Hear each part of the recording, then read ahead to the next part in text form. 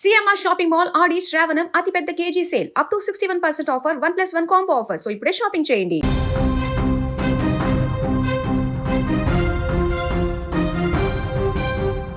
తెలంగాణ ప్రజలకు భారీ శుభవార్త. బంగాళాఖాతంలో మరొక అల్పపీడనం ఏర్పడేందుకు అనుకూల పరిస్థితులు ఏర్పడుతున్నాయని భారత వాతావరణ శాఖ ప్రకటించింది. దీంతో ఈ నెల 23 లేదా 24వ తేదీల్లో ఉత్తర ఒడిశా, పశ్చిమ బెంగాల్ తీరానికి ఆనుకొని కొత్త అల్పపీడనం ఏర్పడే అవకాశం ఉందని ఐఎండీ అంచనా వేస్తుంది.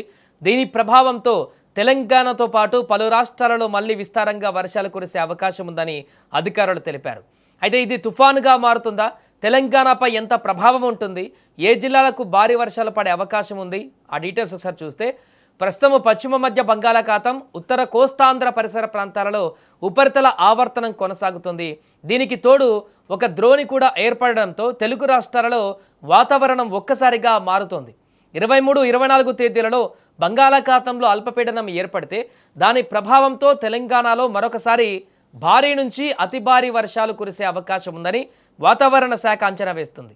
సో ప్రస్తుతం ఇది అల్పపీడన దశలోనే ఉన్నందున దాని తీవ్రత పైన స్పష్టత రావడానికి మరొక 24 నుంచి 48 గంటలు పట్టే అవకాశం ఉందని కూడా నిపుణులు చెబుతున్నారు.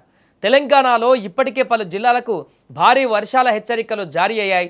ముఖ్యంగా ఆదిలాబాద్ కానీ, కొమరంభీం ఆసిఫాబాద్, నిర్మల్, నిజామాబాద్, జగిత్యాల, మంచిర్యాల, కరీంనగర్, పెద్దపల్లి, జయశంకర్, భూపాలపల్లి, ములుగు, భద్రాద్రి కొత్తగూడెం, ఖమ్మం, వరంగల్, హనుమకొండ, కామారెడ్డి, మహబూబ్నగర్ జిల్లాలలో భారీ వర్షాలు కురిసే అవకాశం ఉందని ఐఎండీ తెలిపింది. సో ఇక సంగారెడ్డి, వికారాబాద్, రంగారెడ్డి, మెదక్, సిద్దిపేట, రాజన్న సిరిసిల్ల జిల్లాలలో కూడా తేలికపాటి నుంచి మోస్తారు వర్షాలు పడే అవకాశం ఉందని అధికారులు పేర్కొన్నారు.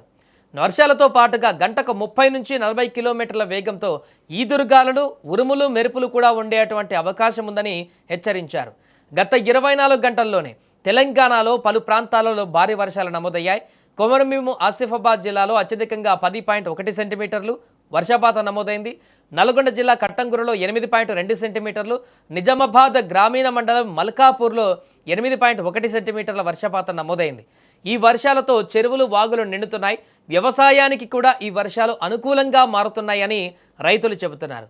అయితే లోతట్టు ప్రాంతాలలో నీట మునిగేటువంటి ప్రమాదం, వాగులు పొంగి పొర్లేటువంటి అవకాశం కూడా ఉందని అధికారులు హెచ్చరిస్తున్నారు. మొత్తంగా చూస్తే బంగాళాఖాతంలో మరొక అల్పపీడనం ఏర్పడేటువంటి అవకాశం ఉండడంతో రాబోయే 2 నుంచి 3 రోజుల తెలంగాణలో వర్షాల ప్రభావం కొనసాగుతున్నట్లుగా స్పష్టంగా కనిపిస్తుంది.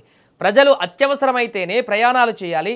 ఉరుములు, మెరుపులు ఉన్న సమయంలో చెట్ల కింద నిలబడకూడదని, వాగులు, కాలువలు దాటేందుకు ప్రయత్నించకూడదని రైతులు కూడా వాతావరణ శాఖ సూచనలను పాటిస్తూ వ్యవసాయ పనులు చేపట్టాలని అధికారులు సూచిస్తున్నారు. ప్రస్తుతం అల్పపీడనం ఏర్పడే ప్రక్రియపైన భారత వాతావరణ శాఖ నిరంతరం నిఘా ఉంచింది. పరిస్థితిని బట్టి తాజా హెచ్చరికలు కూడా విడుదల చేసే అవకాశం ఉంది.